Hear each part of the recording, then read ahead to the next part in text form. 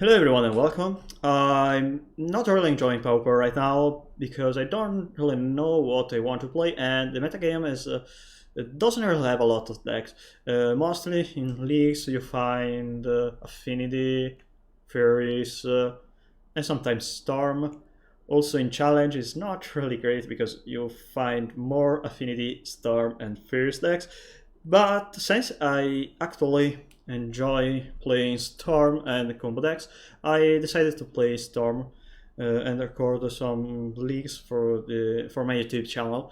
I think that having here more contents on Storm will be great because I think that is this deck is not fair for the format. I mean, Empty the Warrens was already banned, and probably right now with Chatterstorm we also have more problems.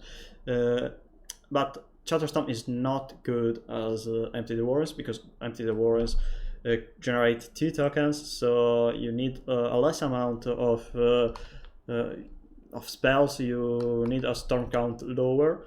But for the format, since we don't really have any way to interact well with the storm mechanic, just Chatterstorm is not probably enough to. It's just too much for the format. That's right, we have answers like Coin Decay, Coin Truth, Fairy Cannonade, Electricate, but Storm is able to win turn 2 or turn 3 and is also able to overcome the opponent answers thanks to cards like Lanic Relay. And well, let's talk about this deck. First, I want to talk about the mana base and why I think that Rakdos is the best version of Storm. Basically, playing Rakdos, you have Dark Ritual, Cabal Ritual, and Night Whisper. You can also try to play it, but since you don't have Night Whisper, you often are not able to dig into the deck and at the same time generate a card advantage. Generating card advantage is, I think that's really important for this kind of storm decks because you don't have Gift Ungiven or Past in Flames, and you don't have Tendrils of Agony or Grapeshot. So most times you need 4 or 5 rituals and first day of class plus Chatterstorm to win. For that reason, I think that Night Whisper is the most important card in this deck. EZ is cool because you can play 12 cantrips. You can play Brainstorm, Ponder, Preordain, which are one of the most powerful cards ever printed in any Eternal format. But the lack of Night Whisper or any other 2 mana card advantage spell is really toxic. You can play Turtle Depths, but it's just a better impulse. You can play Ideas Unbound, but Ideas Unbound is good only when you try to combo off. Night Whisper is good, always good. For example, if it's turn 2, you can play Night Whisper, and probably turn 2 Night Whisper is the most broken turn 2 you can do with this deck, obviously, beside killing your opponent with Chatterstorm. For that reason, I think that the combination of Pitbug and Sulfur Vent is really important in this deck, and I decided to play 14 lands instead of only 12 lands, and I also decided to not play Sandstone Needle just because I think that turn 2 Night Whisper or Singing Blood is so important that I don't want to play too many depletion lands like Pitbug or Sandstone Needle, and I want to play Sulfur Vent. Another reason to not play too much depletion land, which are Pitbug and Sandstone Needle, the lands you with 2 depletion counters on it, is because they are really bad when you can't combo off before turn 4. uh, you don't really want to activate Pitbug more than one time if then you are not comboing off or casting Al Galvanic Relay. For that reason, I think that is fine, cutting Sandstone Needle, and it's also fine to not play the full set of Pitbug. I started playing only 2 basic lands, but I think that cutting one Pitbug to play another basic land is fine. Uh, basic land is probably good. Their basic lands are probably good because we can play a turn 2 Night Whisper or ransack the lab without relying too much on Pitbug. Um, Also, I think that Sulfur Vents and Geothermal Crevice are better than the Depletion Land because you really want to get the threshold for Cabaret Ritual, and if you don't have enough Metamorphose or Lotus Petal or Dark Rituals, Depletion lands are obviously no, I mean sack lands are obviously better compared to the Depletion land because you can you get the 2 manas by sacrificing them. Is obviously more important when Cabal Ritual is probably the best ritual in this deck. I played a singleton copy of Forest because we play first day of class, which has Learn, and Learn is important because in this deck we have 4 cards in the sideboard you can draw with the first day of class. Natural environmental science can fetch a basic land in your deck, which means that you can use all your black and red mana before casting Chatterstorm without worrying about Metamorphose and without needing Lotus Petal or Chromatic Star to generate green. So basically you just need sometimes you just need your first day of class to get the green mana, and for that reason I prefer having a singleton copy of Forest instead of a singleton copy of Mountain, for example, because you don't really want too much mana too much red mana at the end of your combo. You just want that singleton forest or 2 green forest eventually if you want to play double Chatterstorm. But I think that the singleton forest is fine. Also, I think that it's important to have 2 or 3 basic lands in this deck because you don't sacrifice them, they remain on the battlefield, and also Cleansing Wolfire is apparently much more played nowadays with the Modern Horizon artifact duels, because you can both destroy your opponent's land and you can also mana ramp if you target your own Darksteel duel. And if I'm expecting a lot of Cleansing Wildfire in the metagame, I think that having at least a couple of basic lands is fine. We talked about the mana base, and I think that at that point that's probably the best mana base I ever played for Rakdos Storm deck. Then probably we can play about the Lotus Petal, Chromatic Star, and Sphere, Dark Ritual, and the other rituals. I'm not currently playing Sitting Song because I think that is not necessary. Song, I really love Sitting Song, but it costs 3 mana, which is not good. We already have Cabaret Ritual and Dark Ritual, which they have bought a really great rate because Dark Ritual generates 2 extra mana, Cabaret Ritual generate 3 extra mana. Sitting Songs, it generates 2 extra mana like Dark Ritual, but it costs 3 mana, not 1. And you often sideboard out Sitting Song, especially against blue base deck, because you don't want to lose to a singleton copy of Dispel or Hydroblast if you are tapping out to cast a Sitting Song. It's not great. Singing Song often came off after sideboard, and is probably the worst ritual in the whole deck. Rite of Flame is probably fine because it costs only 1 mana, and also you play at least 2 Rite of Flame in 4 game. So the first one is just a Lotus Petal. The second one is exactly a red dark ritual.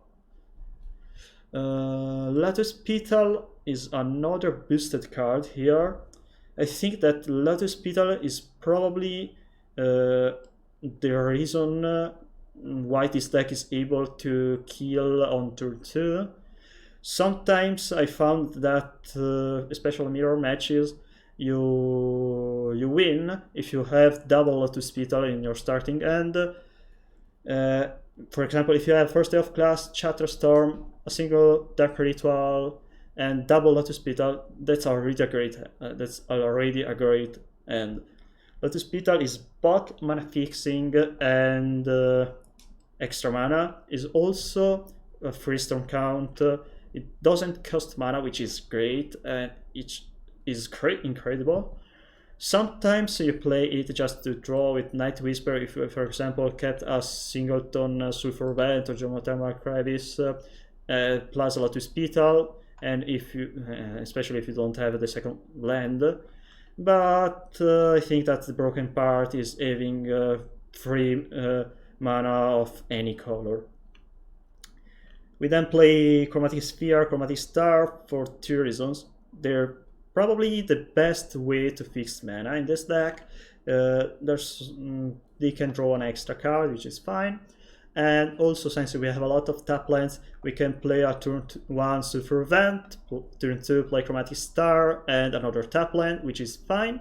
And having a lot of 1 or 0 mana artifact means that we can play turn 2 Night Whisper even on the draw, without worrying about discarding any card, because if we, for example, played a Chromatic Star on turn 1 or a Lotus, or we have a Lotus Petal, we can play, for example, the Lotus Petal on turn 2 after tapping out, or we can, on turn 3, for example, tap 2 mana, cast Night Whisper, play an untapped land, play Chromatic Star, and now we have 7 cards in hand without worrying about the discard phase. And I think that's important in this deck because we love to have a lot of cards in hand, because having a huge amount of resources in hand is great, both because we need a lot of spells to generate a lot of tokens, but for example,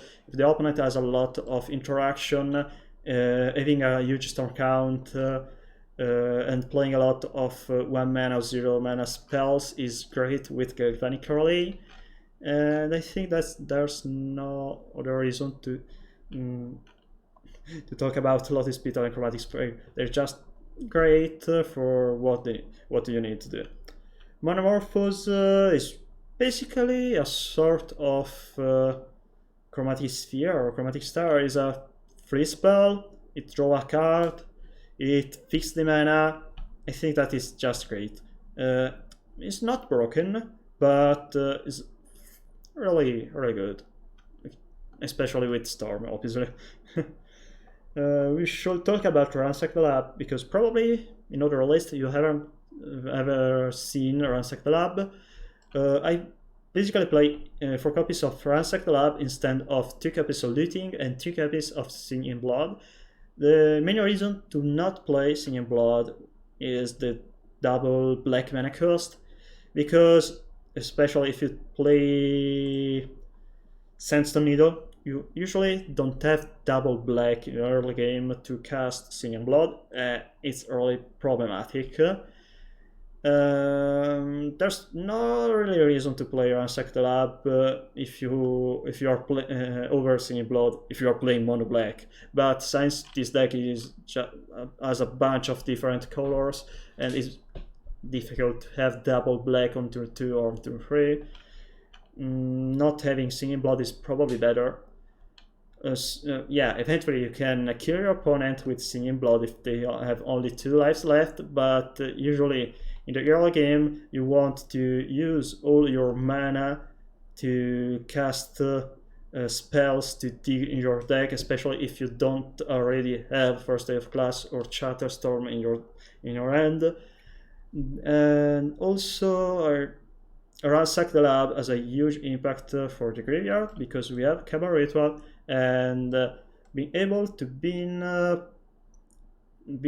put on your graveyard 3 cards with only a single card is great, as similar to Fatalist Looting, but you're not discarding any card, and for the same reason I want to have a lot of cards in hand. I think that Fatalist Looting is just worse compared to Sack the Lab. Looting is better in late game because you can discard your useless card.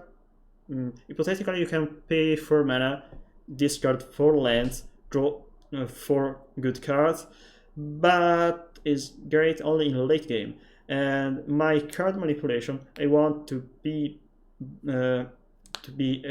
better in early game compared to late game. Ransack the Lab is probably better in early game compared to the other options. Maybe it becomes worse later because you're eventually wasting more resources compared to cards like Singing Blood, because you pick only 1 card instead of 2, and it's just a 1-for-1. But I still think that is fine. Similar to Ponder. That is obviously a black card, and I think that's fine for it. Finally, we can talk about the win condition of this deck. Basically, this deck has 2 win conditions, or maybe I should say that we have 12 cards that are our win condition. Chatterstorm is obviously the only true win condition, the only important card that matters at the end of the game, because if you don't play Chatterstorm, you probably are not able to win a game. There's not much talk about it. It's just a different kind of Empty Warrens. It costs 2 less mana, but it generates only 1 token instead of 2. Compared to the 2012 Storm deck, which is basically the same shell. We don't really change it a lot of cards compared to the 2012. We are not playing Goblin Bushwalker because Wizard printed First Day of Class. Before, you were playing a combination of Grape Shot and Empty the Warrens and Goblin Bushwalker to kill your opponent. Goblin Bushwalker is worse because it costs 2 red mana, and also is just a +1/+0 until end of turn. First Day of Class, you can play it before Chatterstorm, and it gives a +1/+1 counter, which lasts indefinitely. So you can combo off on, for example, turn 4, and if you don't have enough damage on the battlefield, because maybe the opponent has gained some lives, you can still kill your opponent in the next turn, still attacking with 2 squirrels or even bigger squirrels. And another part interesting about First Day of Class is Learn. Why Learn is important? Because if you already know Goblin's Combo, we can pick some cards from the sideboard. Goblin's Combo, if I remember correctly, it play only Introduction to Prophecy. But in Storm, First Day of Class is better because you are able to play more lessons because they can be more relevant in a different, in a very large variety of situations. So that means Introduction to Prophecy basically is the worst lesson in this deck. First, we should talk about Introduction to Annihilation. Why Introduction to Annihilation is important? Because if the opponent is playing something like Crackling Shaman, main deck, in game 1, you can kill it. You can also kill cards like Pestilence or Creep Rats. It costs a lot of mana, that's right, but at least you already have an answer in game 1 to that kind of specific 8. And if you play enough Storm, you are able to face a couple of situations where introduction to an annihilation can save your day. We already talked about environmental science, so we should talk about pest summoning. I think that pest summoning alongside introduction of annihilation is the most important lesson. Why? Because it generates the extra stop count. It creates two extra squirrels, so basically is a free extra storm count, which is great because if you are coming off earlier than predicted, for example, if you are against an aggressive deck like Affinity or Buggles, you can still combo off, but Pest Summoning allows you to combo off with a storm count less than 10, because obviously if your opponent has exactly 12 lives, because we are not playing in Modern where you can play Shock Lands and Fetch Lands, you need basically to play 8 spells before first day of class and Chatterstorm. With Pest Summoning, to deal 20 damage, you need only 6 Storm count before playing first day of class, and that's, I think, really great, because you are paying only 3 mana to basically cast 3 spells. That's important. That can be really relevant sometimes. Finally, we should talk about Galvanic Relay. Galvanic Relay is probably a great card, but is fairer compared to Chatterstorm.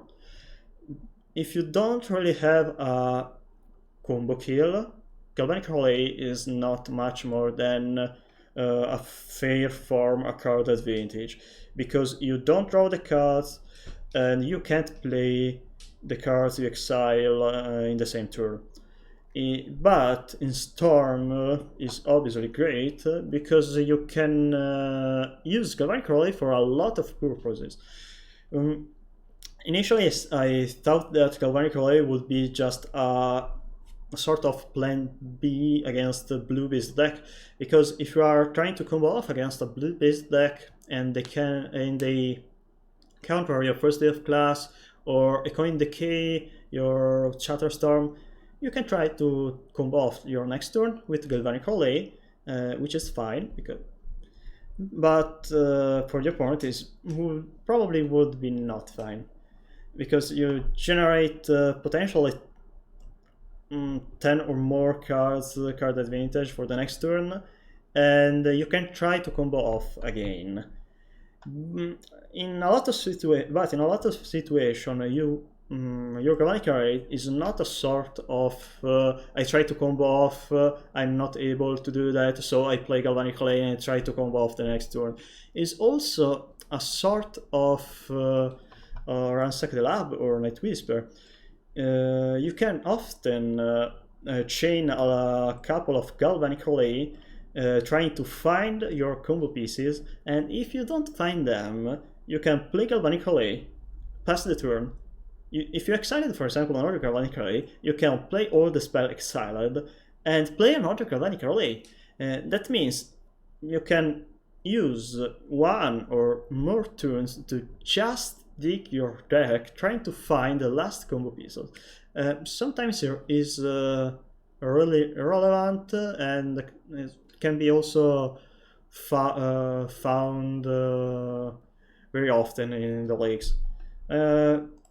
Another thing you can do actually with Galvanic Relay, especially if you don't have a Chatterstorm or first day of class, is playing a bunch of Chromatic Star, Chromatic Spears, and Rituals and just slam double galvanic relay on the battlefield. For example, you do that on turn 3 or turn 4, just to dig more in your deck,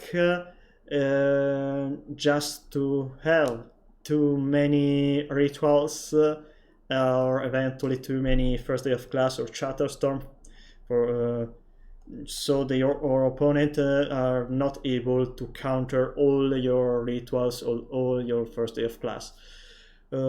It's obviously better against the blue based deck, and you can in that way try to exile with double galvanic arrays something like 12 14 cards. Keep in mind that you usually don't want to play Galvanic Relay if you are not able to exile at less than cards.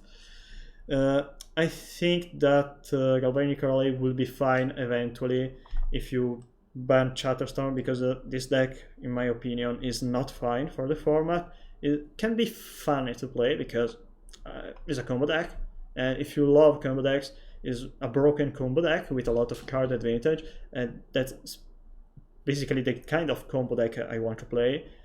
And being able to draw a lot of cards is always fun. For that reason, we love Muldrifter. And the bad thing for this deck in the format is being able to consistently win on turn 3 or 4, and also being able to have a late gameplay thanks to, for example, Galvanic Relay. Probably in Pauper is not great because we don't have cards like Force of Will, Fluster Storm. We don't have a Rest in Peace or any other kind of specific 8 cards, so probably it's better removing Chatterstorm. Finally, we should talk about the last part of the sideboard. There's not a lot to talk about it. Gutshot is an answer to Crackling Shaman and Well-Wisher. I don't like it against fairies. Usually I only play Duras against fairies. You often are not able to answer Spells at a Sprite with Gutshot, and you want to answer Echoing Decay and Echoing Truth. Very Pain is an answer to Moment's Peace and Prismatic Strength. Duress is the best card in the sideboard beside the lessons. You can discard any kind of counter spells or answers to your tokens. And finally, Coin Truth is an answer for the mirror match, and also is an answer to cards like Pestilence, the Trespasser's Cures, which you can also often find in main deck in black based decks right now. You can also bounce a couple of Crackling Shaman eventually, or because if your opponent played double Crackling Shaman, you can answer both of them with a singleton Echoing Fruit if they don't have a counterspell open. And that's it. I think that's no more words needed for this deck. Thanks for watching. I hope you enjoyed this deck tech, and I hope you will also enjoy the videos, the other videos. So let me know in the comments if you have any suggestion for new videos, or if you have suggestion for Storm eventually. Bye.